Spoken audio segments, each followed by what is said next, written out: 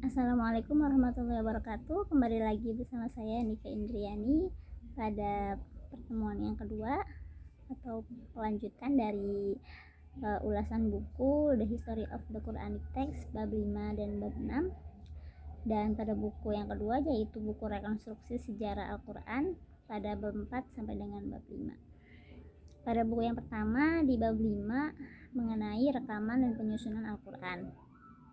Pada penjelasan buku ini, penyusunan Al-Quran itu dibagi menjadi dua, yaitu periode Mekah dan juga periode Madinah. Meskipun wahyu Al-Quran itu diturunkan dalam bentuk lisan, akan tetapi wahyu-wahyu Al-Quran tersebut tercatat dalam tulisan. Pada dasarnya ayat-ayat Al-Quran tertulis sejak awal perkembangan Islam, meskipun masyarakat yang baru lahir itu masih menderita berbagai permasalahan akibat kekejaman yang dilakukan oleh pihak kafir Quraisy. Terdapat suatu cerita dari Umar bin Khattab. Pada suatu hari Umar bin Khattab keluar rumah membawa sebuah pedang hendak membunuh Nabi Muhammad. Di sana banyak sahabat yang melihat aksi yang dilakukan oleh Umar. Kemudian ia pun berpapasan dengan Nu'am dan bertanya, hendak kemanakah engkau Umar? Kemudian Umar pun menjawab, saya hendak menghabisi Nabi Muhammad, manusia yang telah membuat orang Quraisy itu hianat terhadap agama nenek moyang mereka dan juga menghina tata cara agama, kehidupan dan juga Tuhan-Tuhan kami. Sekarang aku akan membunuhnya. Kemudian kata Nu'am, kau hanya akan menipu diri sendiri ya Umar.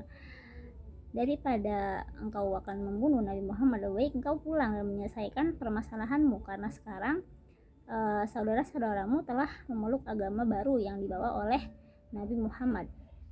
Mendengar hal itu, Umar bin Khattab sangat marah. Kemarahannya itu semakin membara ketika mendengar saudara-saudaranya itu sudah masuk Islam, mengikuti agama yang dibawa oleh Nabi Muhammad. Pada saat Umar bin Khattab mendatangi tempat tersebut, di sana ada saudaranya atau iparnya di tempat Khoba sedang membaca surat Toha dari sepotong tulisan Al-Quran. Saat mereka mendengar suara Umar, Khoba pun lari. Dia masuk ke dalam kamar kecil, sedangkan Fatimah mengambil kulit kertas yang bertuliskan Al-Quran dan diletakkan di bawah pahanya. Dari cerita tersebut, yang menjadi permasalahan atau menjadi perhatian dari cerita tersebut adalah berkaitan kulit kertas yang bertuliskan Al-Quran. Ini mencerminkan bukti bahwa pada saat itu, pada zaman tersebut, Al-Quran masih ditulis dalam bentuk atau dalam tempat-tempat seperti kulit hewan atau tulang belulang dan lain sebagainya. Kemudian pada periode Madinah, pada penulisan wahyu, pada periode Madinah ini kita memiliki cukup banyak informasi, termasuk sejumlah nama, kurang lebih sekitar 65 sahabat yang ditugaskan oleh Nabi Muhammad yang bertindak sebagai penulis wahyu. Mereka adalah Aban bin Sa'id, Abu Umama, Abu Ayyub Al-Ansari, Abu Bakar As-Siddiq dan juga yang lain-lain. Nabi Muhammad itu ketika di Madinah selalu atau sering mendiktekan Al-Quran kepada para sahabatnya. Ketika wahyu turun, Nabi Muhammad secara rutin memanggil para penulis yang ditugaskan agar mencatat ayat-ayat tersebut. Zaid bin Sabit menceritakan bahwa ia sering dipanggil dan diberi tugas penulisan saat wahyu tersebut turun. Sewaktu ketika ayat jihad turun, Nabi Muhammad memanggil Zaid bin Sabit, menyuruhnya untuk membawa tinta dan juga alat tulis, kemudian Nabi mendiktekannya.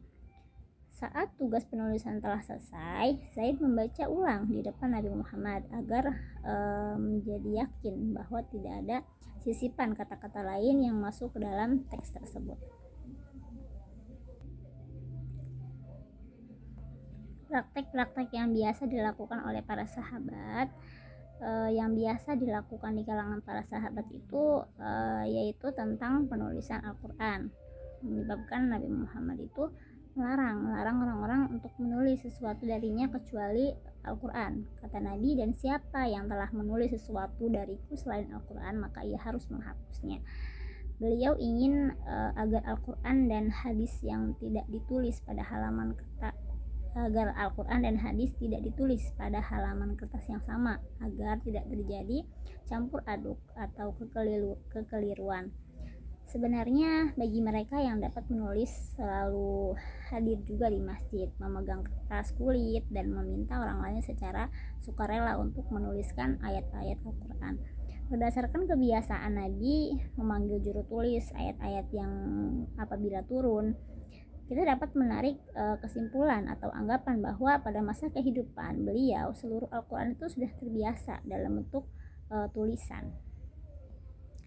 Kemudian ketika penyusunan Al-Quran, susunan ayat-ayat Al-Quran dan juga surah dalam Al-Quran itu memiliki suatu keunikan yang sangat luar biasa.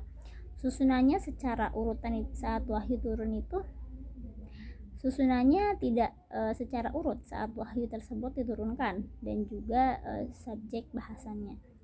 Rahasia Allah yang Maha Tahu, karena sebagai pemilik kitab tersebut.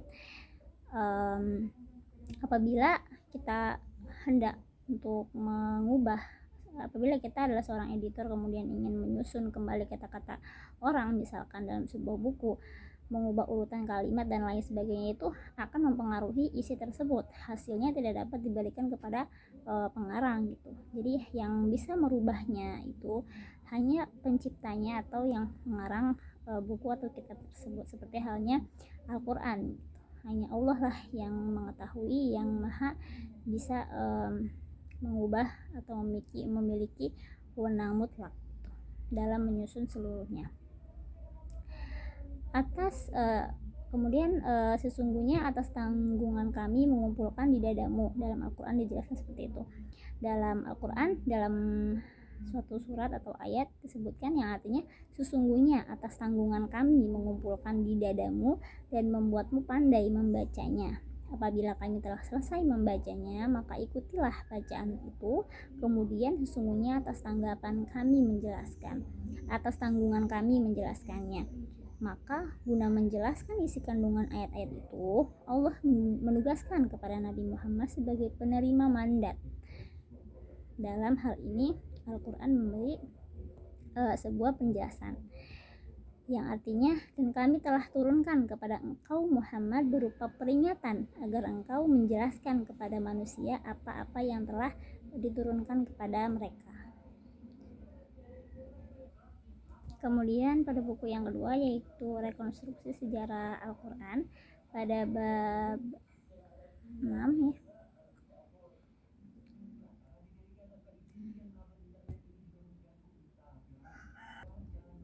Masih di buku yang pertama, yaitu di bab 6, kompilasi tulisan Al-Quran. Meskipun Nabi Muhammad itu telah mencurahkan segala upaya yang mungkin dapat dilakukan dalam memelihara keutuhan Al-Quran, beliau tidak merangkum semua surah ke dalam satu jilid, sebagaimana dijelaskan oleh Zaid bin Sabit dalam pernyataannya, bahwa ia mengatakan saat Nabi Muhammad wafat, Al-Quran masih belum dirangkum dalam satu bentuk buku. Sebenarnya kitab Al-Quran telah ditulis seutuhnya sejak Nabi Muhammad, hanya saja belum disatukan dan surah-surah yang ada pun juga masih belum tersusun.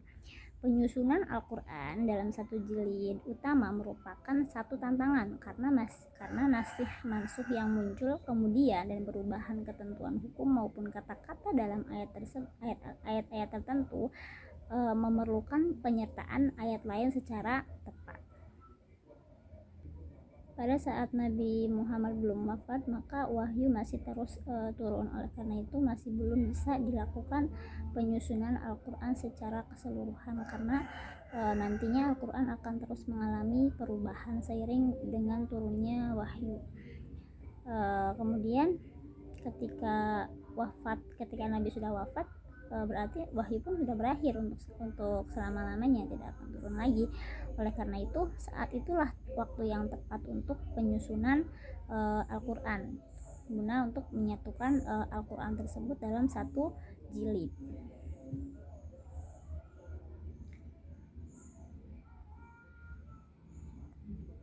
Kemudian kompilasi Al-Quran semasa kekuasaan Abu Bakar, dan juga penugasan Zaid bin Sabit dalam mengompilasikan Al-Quran. Zaid bercerita bahwa Abu Bakar memanggilnya. Kata Zaid, Abu Bakar memanggil saya setelah terjadi peristiwa pertempuran Al-Yamamah yang menelan korban para sahabat sebagai syuhada. Kami melihat saat Umar bin Khattab bersamanya. Abu Bakar mulai berkata, Umar baru saja tiba menyampaikan pendapat ini. Dalam pertempuran Al-Yamamah telah menelan korban sebegitu besarnya dari para penghafal Al-Quran, dan kami khawatir hal yang serupa akan terjadi dalam peperangan yang lain. Sebagai akibatnya kemungkinan Al-Quran sebagiannya akan musnah. Dikatakan kepada Zaid, Anda adalah seorang pemuda yang cerdik dan Anda sudah terbiasa menulis wahyu pada Nabi Muhammad, dan kami tidak melihat satupun kelemahan pada diri Anda. Carilah semua Al-Quran agar dapat dirangkum sepenuhnya. Demi Allah, jika sekiranya mereka minta kami memindahkan sebuah gunung raksasa, hal ini akan terasa lebih ringan dari apa yang mereka perintahkan pada saya sekarang. Itulah yang dikatakan oleh Zaid ketika dia mendapatkan perintah untuk mengumpulkan semua Al-Quran, karena tanggung jawabnya sangatlah berat sekali ketika ditugaskan untuk mengumpulkan semua Al-Quran. Zaid bin Sabit menerima tugas dari Umar bin Khattab dan juga Abu Bakar untuk mengumpulkan semua Al-Quran. Mengapa Zaid yang dipilih? Karena Zaid itu adalah sahabat yang cerdas dan juga mempunyai akhlak yang sangat baik, sehingga sangat dipercaya. Beliau juga memiliki pengalaman sebagai seseorang yang terbiasa menuliskan wahyu ketika Rasulullah itu masih hidup. Zaid bin Sabit akhirnya mencari semua Al-Quran yang masih tercecer. Sumber utama tulisan yang ditemukan baik itu dari atas di atas kertas kulit, kemudian dari papan-papan kayu atau daun-daun itu semuanya dikumpulkan dalam bentuk tulisan. Dan juga Zaid bin Sabit mengumpulkan Al-Quran melalui hafalan para sahabat yang belajar langsung kepada Nabi Muhammad SAW. Baik, melanjutkan kepada buku yang kedua, yaitu buku rekonstruksi sejarah Al-Quran pada bab 4 dan juga bab 5, masih mengenai tentang pengumpulan Al-Quran atau pemeliharaan Al-Quran. Pemeliharaan Al-Quran itu ada dua cara. Yang pertama itu dalam bentuk hafalan, dihafalkan ke dalam dada manusia dengan menghafalkannya, dan kemudian merekamnya secara tertulis di dalam berbagai jenis bahan, gitu, seperti pada kayu atau pada tulang, kulit, dan lain sebagainya. Pada mulanya setiap wahyu yang diturunkan pada Nabi itu terpelihara dalam ingatan Nabi dan juga para sahabat. Tradisi hafalan yang kuat di kalangan masyarakat Arab telah memungkinkan terpeliharanya Al-Quran. Dalam cara semacam tersebut, setelah menerima wahyu, Nabi biasanya diperintahkan untuk menyampaikan kepada para pengikutnya yang kemudian pun dihafalkan, dan kemudian pun setelah itu ditulis dalam bentuk bermacam benda. Nama-nama sahabat yang terkenal sebagai seorang penghafal Al-Quran adalah Ubay bin Ka'ab, Mu'adz bin Jabal, Zaid bin Sabit, dan Abu Zaid al-Ansari. Ada juga yang menyebutkan 7 nama selain yang 4 tadi disebutkan, yaitu yang tiga setelahnya Ali bin Abi Thalib, Sa'ad bin Ubaid, dan Abu Darda. Menurut Al-Suyuti dalam Al-Itqan, terdapat lebih dari 20 sahabat terkenal sebagai penghafal Al-Quran.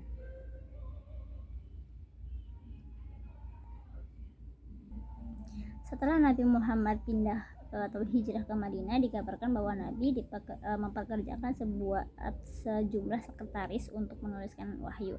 Di antara para sahabat yang bisa menuliskannya ada 4, yaitu Muawiyah, Ubay bin Ka'ab, Zaid bin Thabit, Abdullah bin Mas'ud, Abu Musa al-Asy'ari, dan juga yang lain-lain.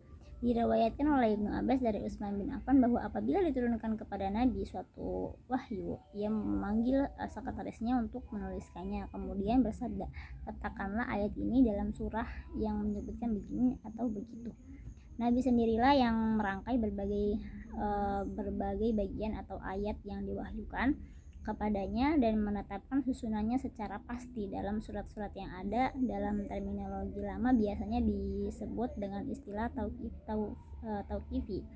Susunan ini diketahui dan diikuti oleh para sahabatnya. Itulah sebabnya ketika dibuka kumpulan Al-Quran para sahabat, yang terutama ditemukan di dalamnya itu perbedaan-perbedaan yang cukup signifikan dalam susunan surat, bukan susunan ayat.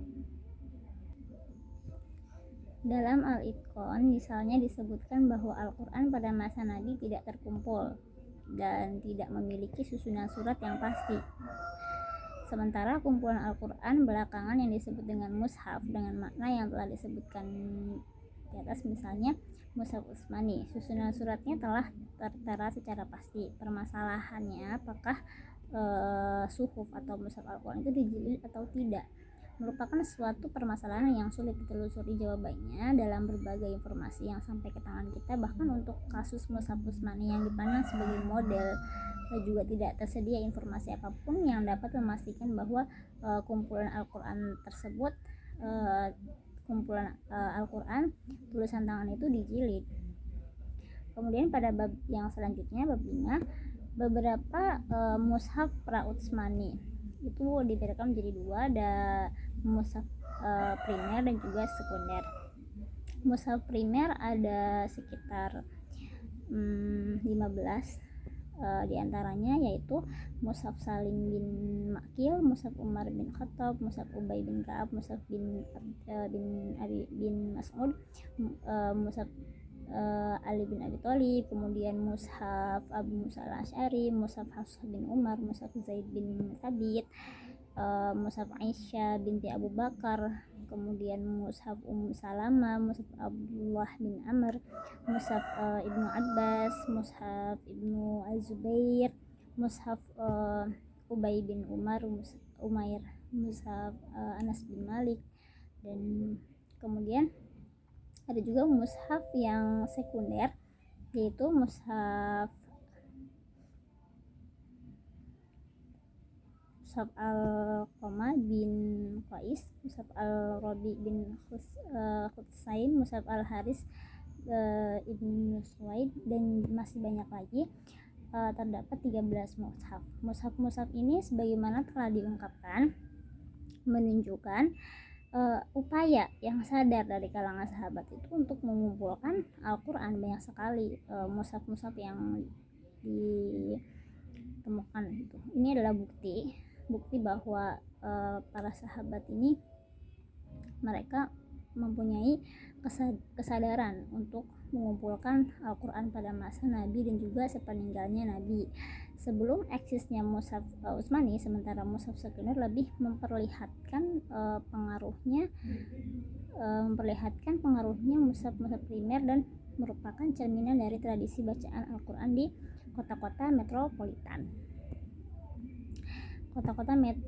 Islam. Di samping itu, sebagian mushaf kategori ini muncul di kalangan generasi kedua Islam setelah adanya upaya pengumpulan Al-Quran yang dilakukan di masa Khalifah ketiga. Sehubungan dengan mushaf-mushaf primer, mayoritas nama yang dipandang memiliki mushaf dan skema di atas sejalan dengan laporan-laporan mengenai orang-orang yang mengumpulkan Al-Quran di masa para sahabat di masa Nabi atau setelah wafatnya. Sekalipun sedemikian, hanya sejumlah kecil dari mushaf-mushaf para sahabat ini yang berhasil menanamkan pengaruh luas di dalam masyarakat Islam. Dalam tenggang waktu sekitar 20 tahunan, mulai dari wafatnya Nabi sampai pada pengumpulan Al-Quran di masa Utsman, hanya sekitar 4 mushaf sahabat yang berhasil memapankan pengaruhnya. Di kalangan masyarakat, asal muasal pengaruh ini tentunya terpulang kepada individu-individu yang dengan nama-nama mushaf ini dikenal. Keempat sahabat Nabi yang dimaksud di sini adalah Ubay bin Ka'ab yang kumpulan Al-Qur'annya berpengaruh di sebagian besar daerah Syria, Abdullah bin Mas'ud yang yang mushafnya mendominasi daerah Kufah, Abu Musa al-Asy'ari yang mushafnya memperoleh pengakuan masyarakat Bashrah, dan Miqdad bin Aswad yang mushafnya diikuti penduduk kota Hims tetapi tidak tercantum dalam skema di atas. Di samping itu, mushaf Ibnu Abbas walaupun skema di atas tidak menjadi otoritas pada masanya, juga perlu mendapatkan perhatian mengingat signifikansinya nyata dalam perkembangan kajian Al-Quran. Mungkin itu saja dari saya. Wassalamualaikum warahmatullahi wabarakatuh.